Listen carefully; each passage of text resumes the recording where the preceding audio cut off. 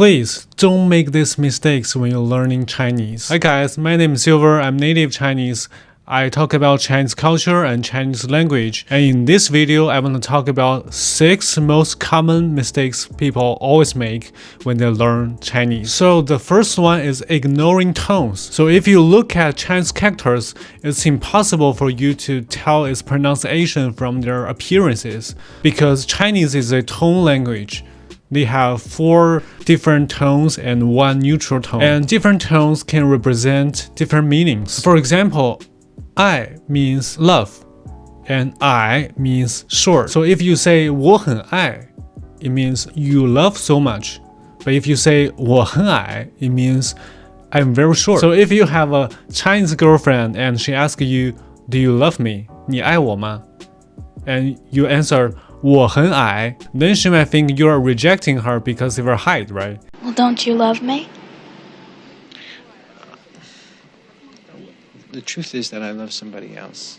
So make sure you get your tones right at the very beginning of your journey. Learn Pinyin, which is the official romanization system for standard Chinese. They use the Roman alphabet to represent Chinese Pinyin and is widely used for teaching pronunciation and typing Chinese characters. Trust me, if you can get your tones right, the process of you learning Chinese will be much more easier. Number 2.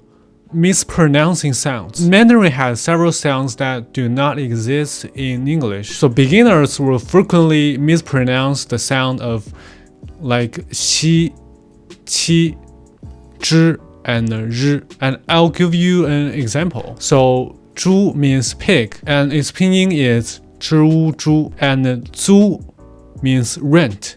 Its pinyin is 租. So if you mispronounce 猪 as 租, then people may think you are talking about renting something rather than a pig. So number 3, inconsistent practice. So for foreigners, Chinese is a very different language because it is from a totally different language system. So it requires huge amount of practice. And beginners often start with passion but fail to maintain a routine. And not to mention that you need to master both Mandarin and Chinese writing system simultaneously, right? And it really costs a lot of effort. But self-discipline is just so hard, and that's why I recommend today's sponsor, Mochi Chinese app. So it helps you memorize over 1,000 Chinese vocabulary in just 1 month.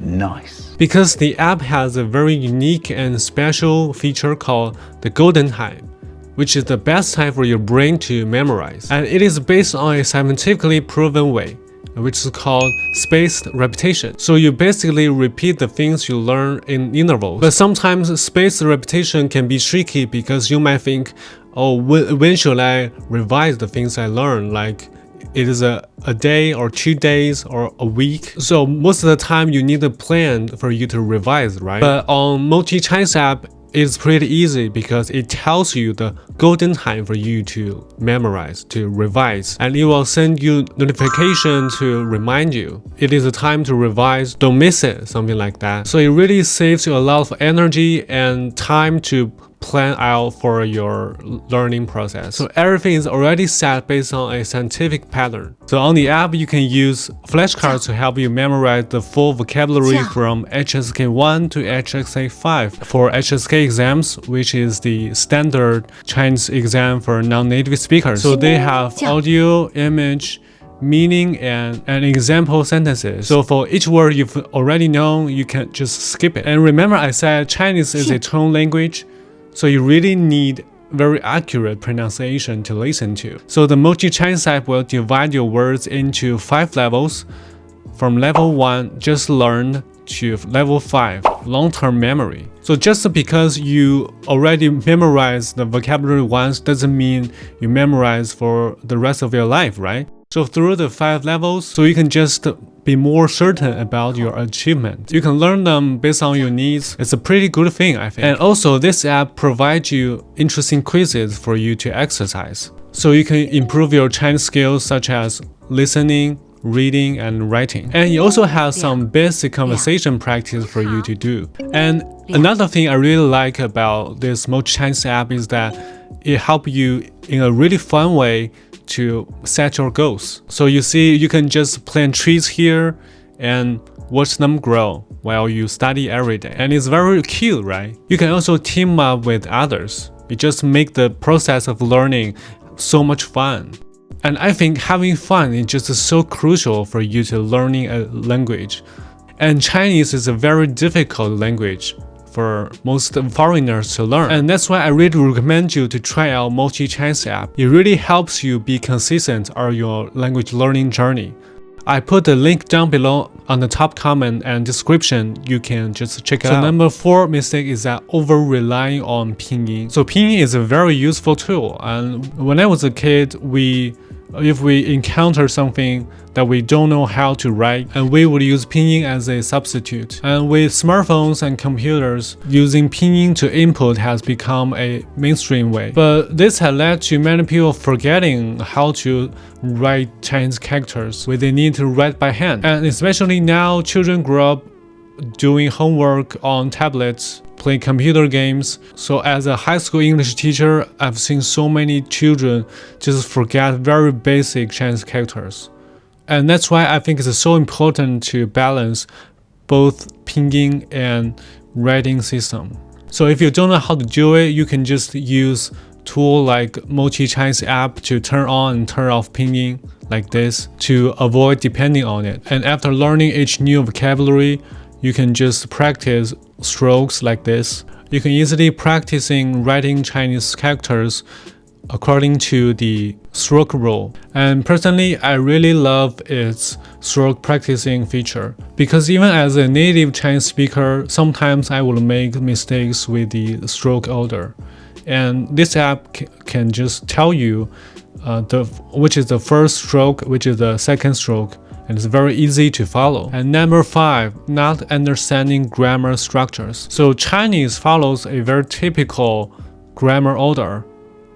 Typically is SVO, subject, verb, and object. And time and place words are usually put between the subject and the verb. And no inflections. Chinese don't have tense, don't have number and gender inflections. So it heavily relies on word order and context. And which means if you don't get your word order right, it will be difficult for people to understand you. And a very typical example is from John Cena. 现在我有冰淇淋，我很喜欢冰淇淋，但是速度与激情就比冰淇淋速度与激情就我最喜欢，所以现在是音乐时间，准备1、2、3。And you know what? This video even went viral in China. It is just so funny to watch. I think John Cena is a great guy. And in this sentence, I think he just wanted to say, 跟冰淇淋比起来，我更喜欢速度与激情9. Compared to ice cream, I prefer Fast and Furious 9, or I like Fast and Furious 9 the most. But he said, 速度与激情比冰淇淋，速度与激情我最喜欢. So the first time when I listened to this sentence, I thought he was going to use an objective to describe the movie. Because in Chinese, we would say, 他比她高, he is taller than her. So apparently, John Cena didn't get the comparative structure right. Okay, number 6, the last mistake people always make is not learning the culture. So I believe a lot of you guys fall in love with Chinese language because you are interested in Chinese culture, right? So the Chinese language is rich with idioms, 成语, and a lot of cultural specific expressions from classic poetry. And almost every idiom in Chinese has a historical